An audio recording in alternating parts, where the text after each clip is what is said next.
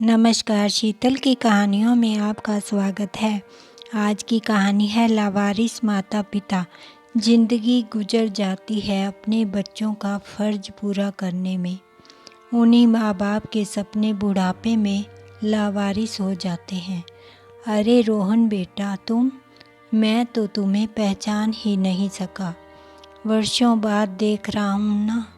उनके चेहरे पर किसी बेहद प्रिय से मिलने की चमक आ गई। लेकिन मैंने तो सुना था कि आप रिटायरमेंट के बाद अपने बेटे बहू के पास चले गए थे। कटु स्मृतियाँ पुनः उनके मन पर हावी हो उठी। बेहद दुखी मन से बोल पड़े, हमारा कोई परिवार नहीं, हम अकेले हैं। रोहन की नज़रें बेंच पर बैठे वृद्ध दंपति पर ठहर जा रही थी। उनके चेहरे में जाने कैसी सम्मोहक शक्ति थी जो रोहन को अपनी तरफ आकर्षित किए हुए थी। वृद्ध दंपति भी उसी की तरह ट्रेन के इंतजार में थे। उनके चेहरे से उदासी व बेचैनी साफ झलक रही थी। ना जाने क्यों रोहन को ऐसा लग रहा था जैसे इन्हें कहीं देखा है, पर कहाँ। यह उसे अपने दिमाग पर जोर डालने पर भी याद नहीं आ रहा था। रोहन के मन में बार बार यह विचार आ रहा था कि उनके पास जाकर उनकी समस्या का कारण मालूम कर सके। लेकिन क्या प्लेटफार्म पर ट्रेन की प्रतीक्षा करते किसी अपरिचित व्यक्ति से उसकी व्यक्तिगत बातों की जानकारी लेना उचित होगा? यह विचार आते ही वह अपने मन में उठ रहे अंतर्द्वंद को दबा देता है। ट्रेन 2 घंटे विलंब थी। उमस भरी गर्मी और अत्यधिक भीड़ के कारण हालत खराब हो रही थी। ऊपर से मन में भरी बेचैनी। घर पहुंचकर क्या जवाब देगा वह सुनैना को कि भैया भाभी ने सदैव की भांति इस बार भी उसकी बात मानने से इनकार कर दिया। 3 वर्ष पूर्व सुनैना से प्रेम विवाह किया था रोहन ने। उसके विवाह में घर परिवार का कोई सदस्य शामिल नहीं हुआ था। सुनैना का तो कोई था ही नहीं। दूर दराज के चाचा चाची के घर किसी तरह से पली बड़ी थी वह। रोहन के साथ विवाह करने के कारण चाचा चाची ने राहत की सांस ली। किसी तरह से ही सही, पर बला तो टली। विवाह पूर्व ही चाचा चाची ने इस भय से पल्ला झाड़ लिया था कि कहीं शादी पर उनको कुछ खर्च ना करना पड़ जाए। रोहन के घर से भी विवाह में शामिल होने कोई नहीं आया था। रोहन की परवरिश कठिनाइयों के किन किन दौर से गुजर कर हुई थी, यह तो रोहन ही समझ सकता था। 15-16 वर्ष की किशोरवय में ही उसके पिता की आकस्मिक मृत्यु हो गई थी। पति की मौत से दुखी व व्यथित रहने वाली माँ भी उसे थोड़े ही समय बाद बेसहारा छोड़कर चली गई। वैसे तो वह अपने सगे भैया भाभी के पास ही पला बड़ा था, परंतु उसके साथ उनका बर्ताव नौकरों से भी गया गुजरा था। यदि उन्हें उसके हिस्से की जमीन जायदाद का लोभ ना रहता तो माँ के गुजरते ही किनारा कर गए होते।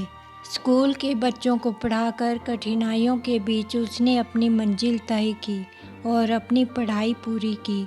आर्मी में चयन होते ही उसके प्रति भैया भाभी के व्यवहार में अचानक परिवर्तन आ गया।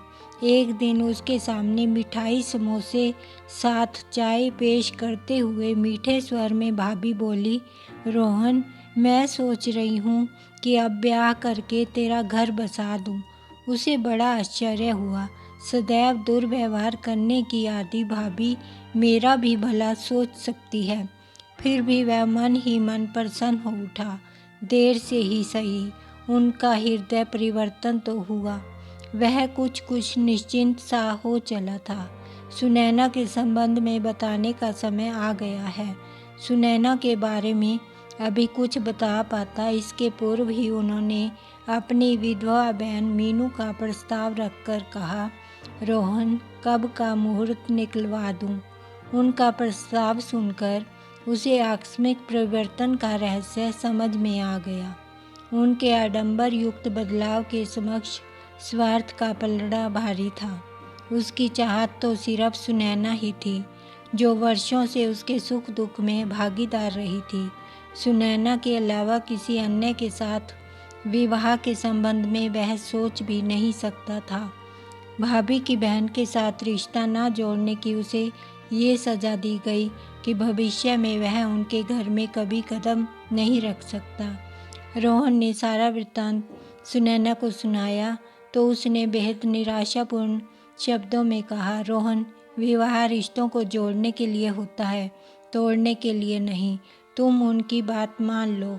मेरे कारण तुम्हारा घर परिवार टूटे, यह उचित नहीं है। विवाह पश्चात सब कुछ सामान्य हो जाएगा। वैसे पहले ही मेरा संबंध उनके साथ मधुर कब था। बहुत समझाने के पश्चात ही उनका विवाह संभव हो सका था। सुनैना से विवाह करने के बाद उसने उन्हें मनाने की पुरजोर कोशिश की, पर सब व्यर्थ रहा। इन दिनों सुनैना गर्भवती थी। उसकी हार्दिक इच्छा थी कि उसके पास कोई अपना हो। कितनी आशाओं के साथ उसने रोहन को यह कहकर भेजा था, रोहन, तुम जयपुर जाकर किसी तरह उन्हें मनाकर यहाँ ले आओ। पर लाख अनुनय विनय के बाद भी रोहन उनके मन से अपने प्रति नाराजगी दूर करने में सफल नहीं हो सका। इस बार भी उसे खाली हाथ ही लौटना पड़ा। रोहन की नज़र फिर उन वृद्ध दंपति पर पड़ी। उनकी नज़रें शून्य में जैसे कुछ ढूंढ रही हों। मन माफिक सहयात्री मिल जाए तो समय बड़ी आसानी से कट जाता है। ऐसा सोचकर रोहन ने वृद्ध महिला से पूछा, माँ जी, क्या मैं आपके साथ बैठ सकता हूँ? हाँ हाँ, क्यों नहीं बेटा, ललिता देवी के साथ उनके पति ने भी बड़े अपनत्व से कहा। ट्रेन प्लेटफॉर्म पर लगते ही सभी यात्री अपने अपने कंपार्टमेंट की तरफ तीव्र गति से बढ़ चले। रोहन की सीट भी उसी कंपार्टमेंट में थी जहां वृद्ध दंपति की।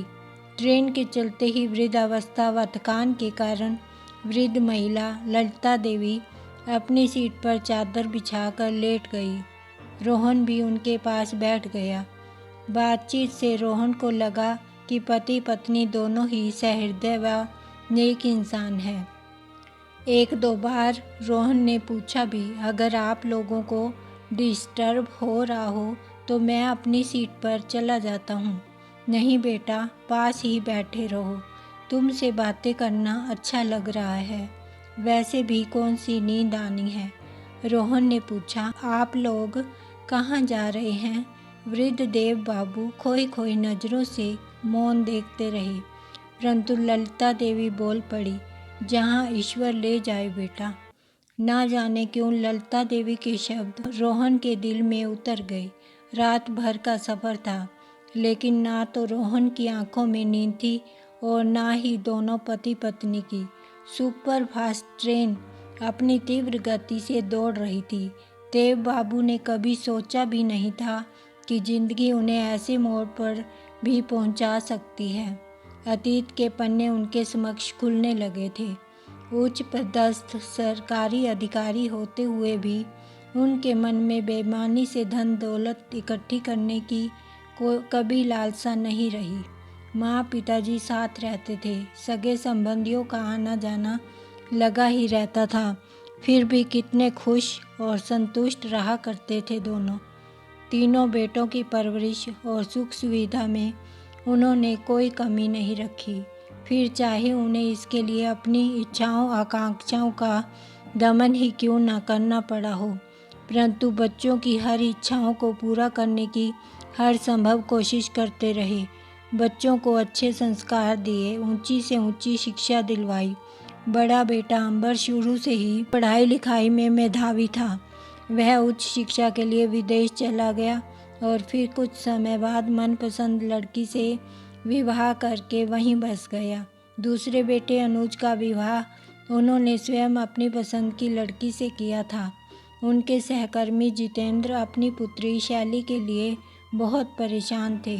उनके परेशानी देव बाबू ने अपने इंजीनियर बेटे से विवाह की स्वीकृति देकर समाप्त कर दी। जल्दी ही भोली भाली सी दिखने वाली लड़की उनकी बहू बनकर घर आ गई। शुरुआती दिनों में तो शैलजा सास ससुर का आदर सत्कार करती रही, परंतु थोड़े ही दिनों बाद उसके रंग ढंग बदलने लगे। उसकी त्योरियां हमेशा चढ़ी ही रहती थी। सास ससुर को नीचा दिखाने का कोई भी अवसर वह अपने हाथ से जाने नहीं देती थी। सबसे छोटा बेटा अनुज बचपन से ही माता पिता की इजाज़त के बगैर कोई काम नहीं करता था। आज्ञाकारी पुत्र था वह।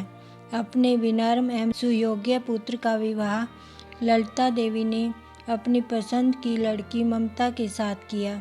ममता के घर के रहन सहन और उनके पारिवारिक स्तर में कहीं कोई समानता नहीं थी। फिर भी बड़ी बहू शैलजा के बदले तेवर देखकर ललिता देवी ने साधारण शक्ल सूरत वाली ममता को ही अपनी बहू बनाना उचित समझा। उन्हें सुयोग्य बहू की प्राप्ति की लालसा अधिक थी। उन्हें विनम्र, नेक व सहृदय बहू चाहिए थी, जो उन्हें अपने माता पिता समान अपनापन व मान सम्मान दे सके। परंतु भाग्य की विडंबना के आगे किसकी चलती है। ममता ने घर में आते ही कलेश फैलाना शुरू कर दिया। वह गृह लक्ष्मी नहीं बल्कि उनकी सुख शांति के लिए अभिशाप साबित हुई। दोनों बहुओं का अभद्र व्यवहार देखकर पति पत्नी ठगे से रह गए। कहाँ कमी रह गई थी उनके व्यवहार में। क्या उन्होंने स्नेह, आत्मीयता या हर तरह से सहयोग देने में किसी तरह की कोताही की थी। परिवर्तन तो जीवन का शाश्वत सत्य है, यह तो वे भी जानते थे कि समय सदा एक समान नहीं रहता। उनके जीवन में भी परिवर्तन होगा, परंतु यह परिवर्तन उन्हें इतना एकाकी, उपेक्षित और तिरस्कृत कर देगा, ऐसा तो उन्होंने कभी सोचा ही नहीं था। ललिता देवी के अंतर्मन में अनेक स्मृतियाँ सजीव हो उठी। कितने धूमधाम और शौक से बेटों का विवाह करके बहुओं का स्वागत किया था। उन्हें हर तरह की सुख सुविधा उपलब्ध करवाने के साथ साथ बेटी समान स्नेह व ममता न्यौछावर करती रही थी। परंतु प्रतिदान में उन्हें क्या मिला। कितना गर्व था उन्हें अपने लाडलों पर। सारी जिंदगी घर गृहस्थी के चक्कर में पिसती रही थी, पर अब भला उन्हें किस बात की चिंता फिक्र। कभी इंजीनियर बेटे के पास रहेगी तो कभी मैनेजर बेटे के पास। बहुओं के हाथ की रोटियां खाकर बुढ़ापा अपने भरे पूरे परिवार के साथ आनंदपूर्वक गुजारेगी। पर पति के रिटायरमेंट के पश्चात उनका भ्रम पूरी तरह से टूट गया। ममतावश जिस बेटे बहू के पास जाती, वहां पहुंचते ही दिल के टुकड़े टुकड़े हो जाते। पति के पेंशन के सारे पैसे उन्हीं पर खर्च हो जाते थे। यदि कुछ बचाना भी चाहती तो बहुएं ऐसा होने नहीं देती थी। किसी न किसी बहाने सारे पैसे निकलवा ही लेती थी। जितना अधिक उनके पास सुख सुविधा का साधन एकत्रित होता जा रहा था, उतनी ही उनकी आंखों में अतृप्ति बढ़ती जा रही थी। ललिता देवी ने अपनी आंखों से बहते आंसुओं को अपने आंचल से पोंछ लिया, परंतु यादों का सिलसिला अनवरत चलता रहा था। छोटी बहू भी कौन सी दूध की धूली है, वह तो शैलजा से भी बढ़ चढ़ कर निकली। जिस ममता को वह अपने पति व बेटे के विरोध के बावजूद इस घर में लाई थी, घर में पदार्पण करते ही वह उनके स्वप्नों को छिन भिन करके उनके जीवन में ग्रहण समान छा गई। उसकी अमर्यादित हरकतें करने की कोई सीमा ही नहीं रह गई थी। बात बात पर झल्लाना और घर के माहौल को तनावग्रस्त कर देना उसकी दिनचर्या में शामिल हो गया था। अंबर और बाहर वालों के सामने ऐसा स्वांग रचाती मानो उनका कितना ख्याल रखती है, पर पीठ पीछे कटुक्तियों के नुकीले नश्तर चलाती। उसके दोहरे चरित्र को देखकर पति पत्नी स्तब्ध रह जाते। अंबर भी जाने अनजाने क्लेश व शांति से बचने के लिए पत्नी का साथ देने लगा था। बेटे बहू ने उन्हें एकदम अवांछनीय बना कर रख दिया था। एकाकीपन एवं घुटनपूर्ण माहौल जब उनकी सहन शक्ति से परे हो गया तो उन्होंने अपनी संतानों के प्रति मोह माया का त्याग, बेटों की जिंदगी से निकल जाने का फैसला कर लिया। अंधेरा छटने लगा था। ट्रेन किसी स्टेशन पर रुकी हुई थी। रात विचारों के झंझावात में कैसे कट गई, बुजुर्ग दंपति को कुछ पता ही नहीं चला। रोहन उनके लिए भी चाय ले आया था। वह देव बाबू और ललिता देवी से रात भर में ही इतना घुल मिल गया था कि वे उसे अपने से लगने लगे थे। आपको कहाँ उतरना है? आपने अभी तक बताया नहीं। दिल्ली, जहाँ मैंने अपनी ज़िंदगी का एक लंबा समय गुजारा है। वहाँ हमारा एक छोटा सा घर है।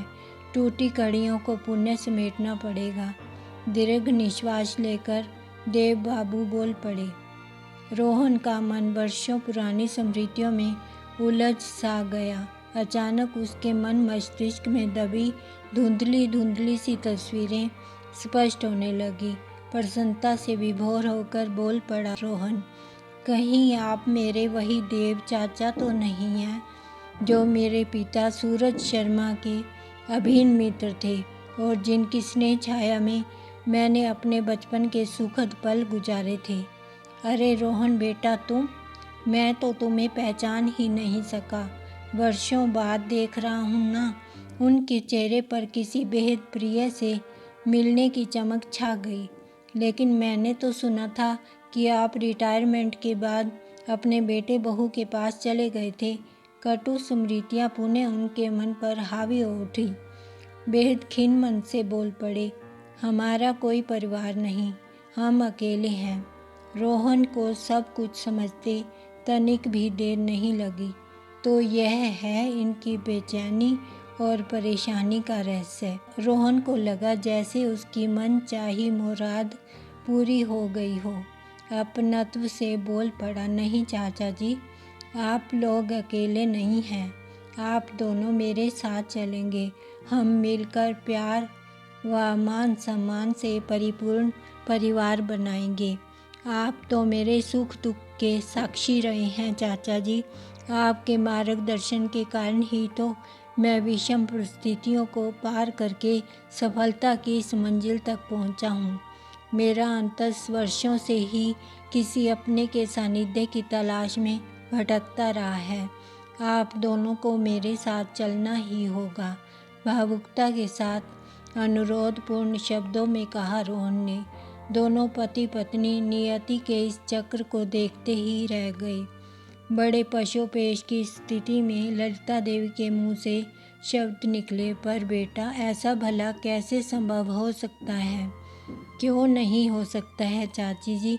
एक तरफ तो आप मुझे बेटा कहकर अपनेपन का एहसास करा रही हैं, दूसरी तरफ इनकार करके परायापन भी जाहिर कर रही हैं।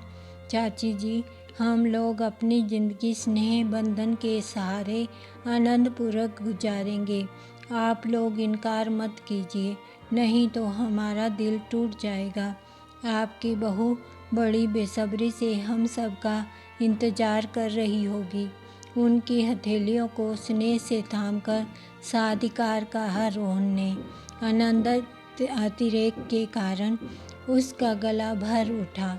ममतामयी दृष्टि से रोहन की तरफ निर्निमेष निहारती ही रह गई ललिता देवी। कहीं ऐसा भी होता है? इस सुखद स्थिति की तो कभी कल्पना तक नहीं की थी उन्होंने। जिंदगी कब करवट बदल दे, यह भला कौन जान सकता है। भोर का धुंधलका छट चुका था। सुबह की सुनहरी धूप फैलने लगी थी। रोहन और उनके बीच स्नेह व आत्मीयता की जिस मधुर रिश्ते की बुनियाद पड़ चुकी थी, उसके एहसास मात्र से ही उनके हृदय में आनंद की किरणें प्रस्फुटित होने लगी थी। वृद्ध दंपति के साथ घर पहुंचते ही रोहन ने सुनैना को सारा वृतांत कह सुनाया। सुनैना आज बहुत खुश थी। उसका परिवार में रहने का सपना पूरा होने लगा था। समय अच्छा बीता गया और कुछ वक्त के बाद सुनैना ने एक प्यारे से बेटे को जन्म दिया। सुनैना को सास ससुर का प्यार मिल गया। और उसके बेटे को दादा दादी का। ललिता जी और देव जी को बेटा और बहू के साथ साथ पोता भी मिल गया। पुरानी कड़वी यादों को भुलाकर बहुत आगे बढ़ चुके हैं। रोहन और सुनैना ने भी उन्हें उनकी सेवा में कभी कोई कमी नहीं छोड़ी। आपको यह कहानी कैसी लगी? प्लीज़ लाइक करें, कमेंट करें और सब्सक्राइब करना मत भूलें। धन्यवाद।